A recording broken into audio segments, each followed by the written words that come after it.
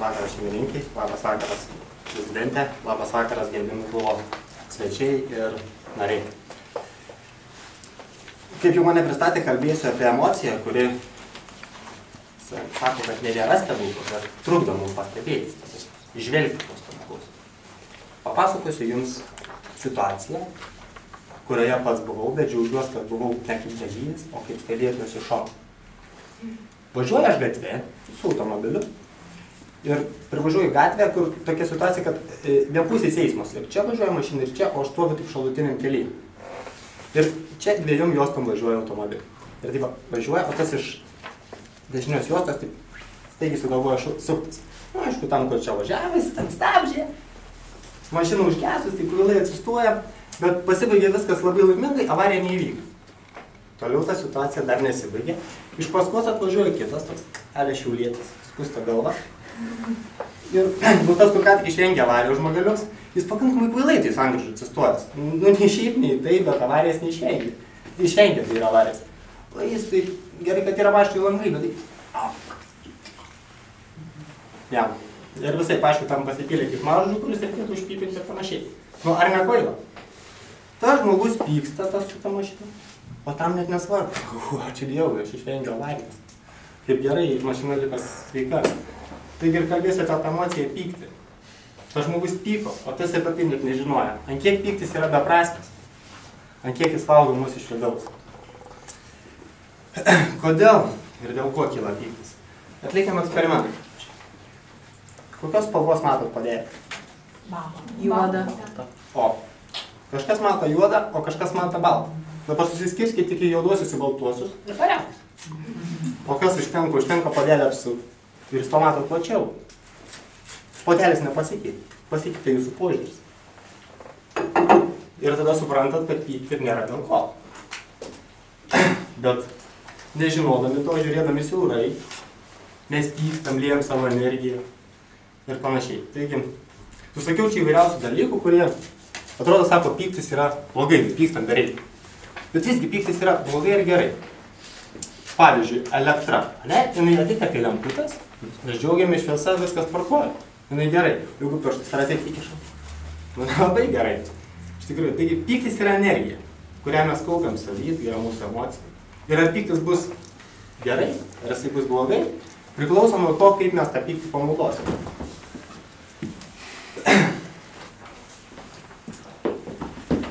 Kaip galima panaudoti pyktį? Dar pasimėti. Pykstam mes tada, kada mums kažkas trukdo pasiekti savo tikslų ir mes pyktį galim nukreipti į kažkokį žmogų.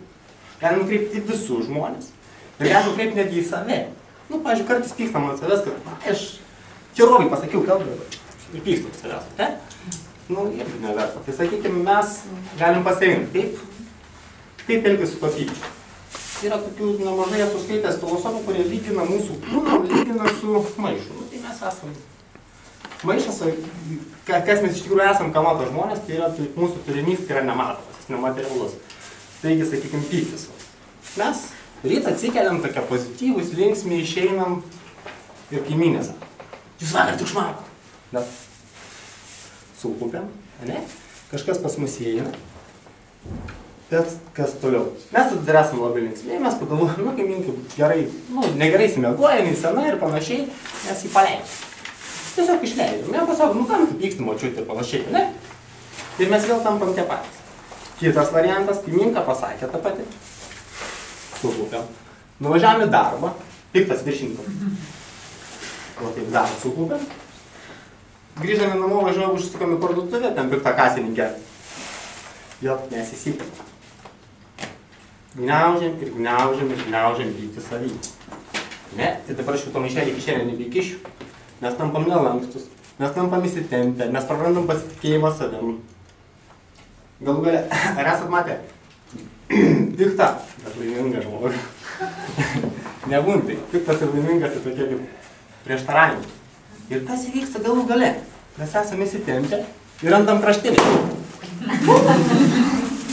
Tu toks! Ir taip toliau, ne? Ta už kasininkį, už kaimynką ir taip toliau. Kas įvyko su aplinka? Kai kurie iš jūs įsigandot, Kai kurie buvo pasiruošę, kai kurie iš viso sureagavo taip apatiškai. Bet kas atsitiko maišelį?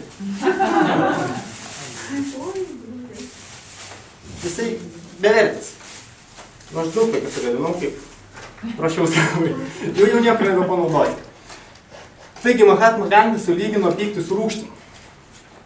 Rūgštis. Kam jinai kenkia sukaupta indą? Jinai šiek tiek spinduliuoja aplinką. Bet labiausiai jinai griaužia indą, tą, kuriame jis yra. Bet nes šalia pykčio, šalia tos stiprios emocijos, šalia tos energijos, turim dar vieną jėgą, kuri yra mumise. Kadangi mes ant kitų žmonių pykstam užtariamas jų klaidas, tai pabaigai aš jums palinkėsiu. Džono Markso Templetono žodžiais. Klysti yra žmogiška, o atleisti yra dieviška.